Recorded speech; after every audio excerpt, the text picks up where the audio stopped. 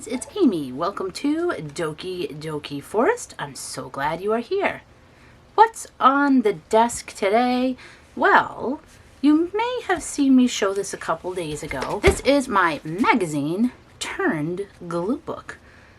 I was watching Elaine over at Chatty Lane Creates, and she was making a magazine glue book that was a long style like this, and she was folding in the pages.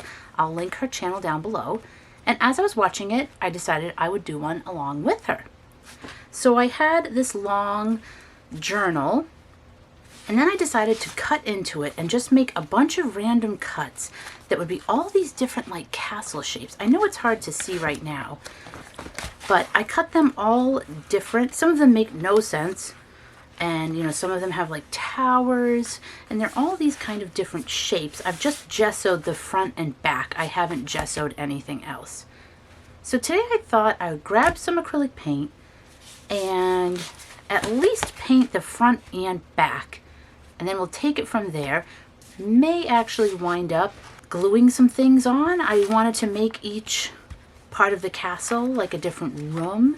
So yeah, let's get some paint. And let's see what happens, because sometimes I have a plan and I just do something else anyway. I'm going to put something underneath because these are pretty wonky pages. So before I paint, I'm just going to do that to protect those pages underneath. And I have to find something to stick under here and then get painting with just, you know, whatever acrylic paints I have here. This is some metallic taupe. It's actually fabric paint. That's okay, I'm going to use it. And maybe some grays, maybe some blues, I don't know. We'll see what happens. And I think I might cut a door. Yeah, I think I should cut a door as well. So I'm going to cut the door and then I'll paint. So let's get into it.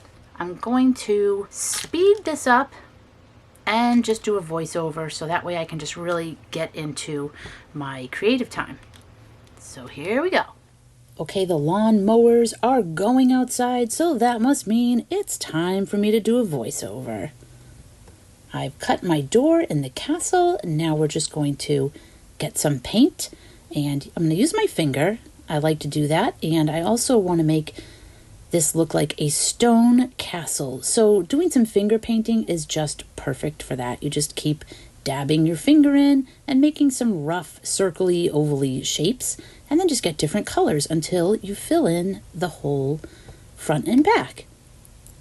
And before I go much further, I just want to say the first time I ever saw anyone take a magazine and cut it into a shaped journal was Janet Nash. She took a magazine and she cut it into a heart-shaped journal, and that blew my mind. I loved it. I'm going to link that down below. But that is what got me to create. I made a mushroom journal that I can link down below as well if you haven't seen that. And then I saw some other people also making shaped journals. Possum Patty has a mini castle glue book, a fairy-sized castle glue book. That's super cool. I'll link that. Kristina over at Kristina's Shack made a house glue book that's really amazing. You just walk through and there's all different rooms, and she really got my mind racing with creating those sort of books where there's all these different rooms you kind of walk through and they're whimsical and magical, and I love that. And she and Sylvia over at Sylvia D on her channel, they both made caravan journals, caravan shaped journals, and those were super fun as well. And I'm sure there's more. Dream with Caroline, I just saw this morning. She has a house-shaped glue book. It's really cool with like fairy tale characters. And yeah, so there's a lot of people making these shaped glue books or journals out of magazines, and it's very inspiring. So thank you to everyone who has posted videos of doing that. It always gets my imagination going and just makes me want to run upstairs, and you know, it just gets you to see things differently too. You know, it's like, because I was harvesting magazines and getting images, I may have been doing something like that, but then I would have recycled the magazine, and I still recycle, some of them. I can't keep all of them. But then if I find one that has like kind of a thicker cover, a really nice front and back cover, those are the ones I put aside to make into future shaped glue books or journals, whatever. So yeah, so thank you to everyone. And Kristina also hosts hashtag Flip Through Friday, and it is Friday, so I'm flipping you through, what I've done so far. This is a work in progress, so we'll do the front and back cover, and we'll just kind of set up a couple of pages inside. But yeah, so you can see that I painted all the circles, and then I went in with the black, and I went in between the circles and put some detail on the rocks and some moss, and now I'm just painting the tower. And this is a very wonky castle. I thought it would be interesting because when you have it closed, you'll see like all those different shapes I cut. You'll see them, and I'm going to try to make things like different colors so they really stand out. And I haven't still haven't quite figured out what I'm doing inside. Like, I'm going to do rooms, and I think I'm going to try to put like some magical or fairy-ish creatures in, or some strange stuff happening perhaps. But I was kind of toying with the idea of illustrating some of the characters inside, and I may still do that. I haven't done that yet, but it's just one of those things I'm thinking about. I may add a couple of dragons or something that I draw. You can do anything in these books. That's the whole fun of it, is just the freedom you have to create.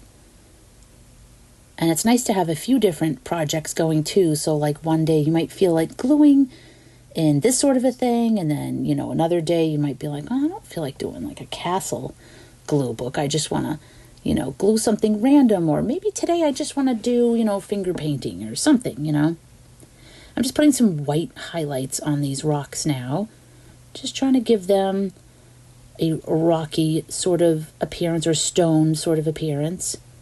And again, it's whimsical. Of course, it's not meant to look realistic. It's just fun and just sort of the impression of stones, even if they don't look exact. So painting all of these stones may seem a little bit tedious, and it did take me some time, but to be honest, it was exactly what I needed this week. It was just perfect to lose myself in painting these kind of simple shapes where there's really no right or wrong. You can just paint blobs and then outline them. You can add a lot of moss, a little bit of moss. You could add some ivy if you wanted. And now I'm just adding the tiling to the roof, which I wanted to look kind of scale-like. Are these actual dragon scales? Well, rest assured that dragons do shed old scales. So sometimes they are collected and used in building. So no dragons were harmed in the gathering of these materials. But yeah, I really just lost myself in this painting process. It was just what I needed. This week I was kind of busy and not really able to figure out creatively what I wanted to do. And this was just something to kind of ease into, grab some paint, put it down, and it just was very relaxing. And again, I just wanted to look weathered, and the door I felt like wasn't standing out enough. So I just outlined that in the black. Got to have a handle, of course, little doorknob there, and some sort of wood grain details. And then I'm just kind of making it a little bit distressed, a little more detail, and then, the bottom's a little bit dirty. Just trying to make it look like somebody actually lives in here. It's not a brand new castle. It's been around for a while. It's weathered many storms, perhaps even some dragon fire now and then. That's another good reason to use dragon scale for your building material, because then your home is fireproof. Okay, hold on. We have to interrupt real quick to bring you some news. We have a Happy Mail scrap fairy. Now, in my last video, I had shared some Happy Mail I got from Care, and then I created this scrap fairy to send out to one of you. So, if you left a comment in that video with the word fairy, then I wrote down your name folded it up on a piece of paper and put it inside this box. And now we are going to select someone because this little fairy has packed their bags and they are ready to go. So we're going to shake up the box. We're going to turn it away from me. I'm going to reach in, pull out a name. There was a couple, but this is the one that was clinging. And it is Janice. Janice Hutelling. Sorry if I mispronounced your last name, but Janice, you have won. Congratulations. I do have your address, and I will be packing up this little fairy to go out to you. Thank you so much to everyone who put their name in to win this fairy, and I promise, don't worry if you didn't win this time because there will be something next time. So I'm planning on trying to offer something, a few times a month. So there'll always be another chance. And now back to the regularly scheduled show. So our cover is done, but check this out. I noticed when I opened the door, there's this dude in there. Hey there. So I was like, okay, let's paint this. I was going to paint it anyway. And actually, now that I see that, I kind of wish I had painted all around him and then given him like some kind of a wizard cap and just made him part of the page. But that's the kind of thing sometimes you think of in hindsight. I did not think of that at the time. There is a chance I have another of these magazines. I don't know if I do or not. But if I do, that's what I would do next time, is make that guy part of the picture. So as you can see, I did not gesso these pages. And I figured I'm going to be covering them with images, but I think in the future I would gesso the page because then you don't feel like you're wasting your paint. When you go to use your colored paint, you're not wasting it. So I think that gesso layer is good. Unless you're going to cover the whole thing, you have like a big image and you're going to cover the whole thing and then it doesn't matter. So I wouldn't gesso every page ahead of time just because, again, I don't want to waste the gesso. So I'm just going to do it page by page. And I decided to go with like pink and a little bit of purple as well for the roofs here. And then I like how there's like a doorway here that peeks into another room. And there's actually something really cool I'll show you in a few minutes. I found these little scraps that I really liked of a wallpaper. So I'm adding those and then a random picture. And then I decided I wanted to continue that wallpaper print. And again, I didn't really know what else was going to go on these pages. I didn't know if when I painted this wallpaper, if I was going to wind up covering the whole thing up. But it just felt like the thing I wanted to do in the moment and not really worry about, is this going to be seen? Is it going to be covered? I was like, I just was having fun extending this botanical wallpaper print, just painting sort of viney swirls and leaves and the suggestion of plants. And again, this was relaxing. It was a good day for acrylic paint. That was really what I was in the mood for. I just wanted to sit down, put some paint. You know what I put the paint on? It's a cap from a coffee container, a plastic cap. And it works perfectly for a little paint palette at your desk. So again, another thing that could wind up in the recycle bin, which is great, but you could also reuse it.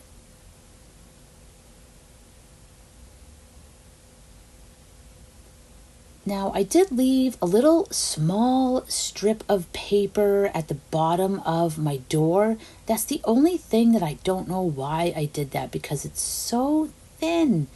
I think it's going to rip, and I probably should have reinforced it before I went in and painted this room. But I didn't, so I got to come up with something else, I think. I was like, maybe I'll just cut it off entirely, but then I think I'll have kind of a strange shape, so I don't know. I'll think about it, I'll mull it over, and if something comes to mind, I'll do it. And I'm using a dark purple here. Sometimes I mix in a little bit of black, and I'm just doing the same sort of dragon scale roof tiles. And I'm not going to do that on every page. I'm going to try to come up with some different patterns and stuff, so that way it can be interesting with more shapes and different sort of tiling and things as we go through.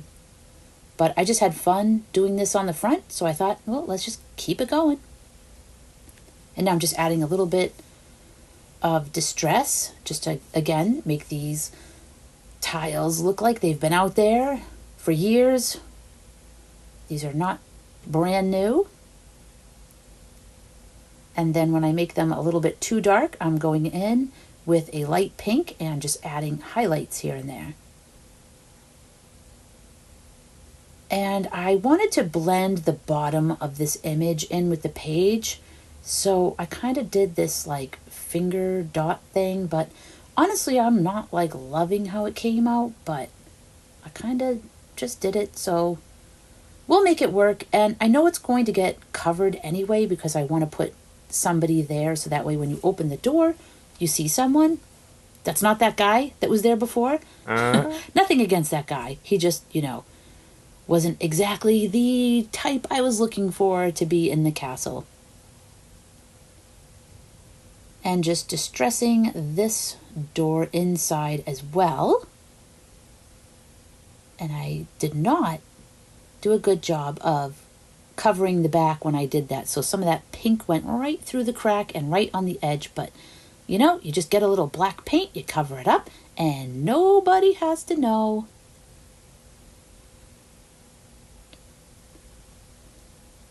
So let's see, what are we doing now? Oh yes, when I closed the book, some of my dots went over on the left page. So I'm just touching up the wallpaper here and there where I needed to. And then I had a ton of black paint left, a ton. So I'm using it on the next page because I don't want to waste the paint. And I could have put it in one of my random books, but I decided there was so much. This is perfect because this is almost as good as white gesso for covering up the page. You can still see some of the text through, but for the most part, it's dark enough. And then I saw that couple down there and I was like, oh, I'm not going to cover them up because that would look pretty cool. Like maybe somebody's spying on them outside, or maybe they're trespassing on the castle grounds. So a story will be there for sure. And then on this page as well, I was covering up the whole thing. And then I thought, well, I'll just leave these trees there. And it can be a little window or a portal or something. We'll figure that out later. And now check this out. So this is a large image of the dining room. And it's the same image that's on the page before, on the pink page that I just did. There's like the doorway. And when you're looking through the doorway, you're looking into this room. So I thought it would be really cool to have the pink page be looking through the doorway. And then when you turn it, you're in the dining room. So you'll be able to see that when I show at the end. I'm going to flip through and show you at the end, so you'll be able to get the full effect. But I thought that was pretty cool. You don't usually find that in the magazine where you're sort of actually walking through the house and you can see into the next room, and then there it is. And this lady looks like the lady that's in the painting. So I thought she was perfect to have welcoming you into the house. And she looks a little distressed.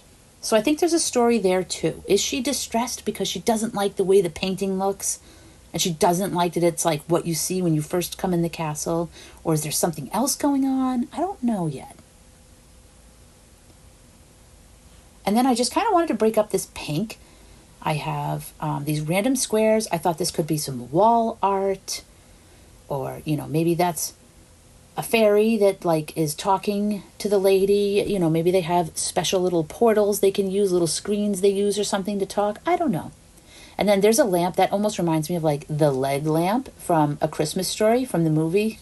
Only this is like the pink version of it, I guess. It's not a leg, but it's just like this big lamp, but I just had to use it. A little bench there, someone can go and sit down. And now we'll go back to this page, and we're going to use some more of that black paint. I'm going to use my finger, and I ripped the edges of this image, because when you rip the edges and then you add the paint, it blends really well. Whereas if you cut it and then you add paint, you can always kind of see that sharp line where you cut. So I'm using my finger and just blending it, trying to make this image just sort of melt right into the page. And I liked how the black looks kind of like cloudy around it. And I can cover up any words I need to cover up. And I just decided to go around the entire image. And you can add as much or as little as you want.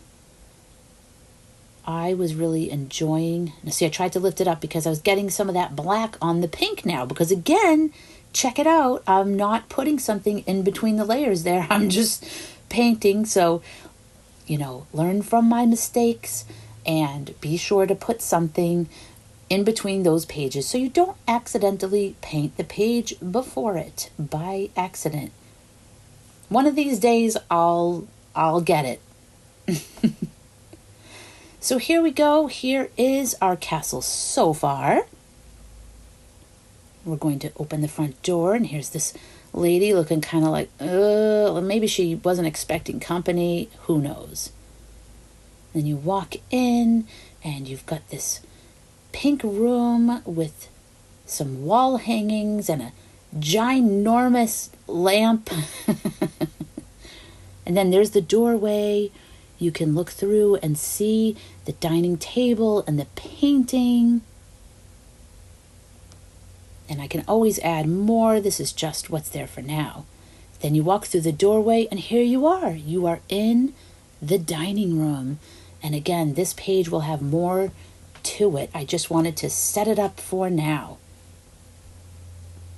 I notice it has like some black pears on the table too, which seems kind of odd, but also interesting.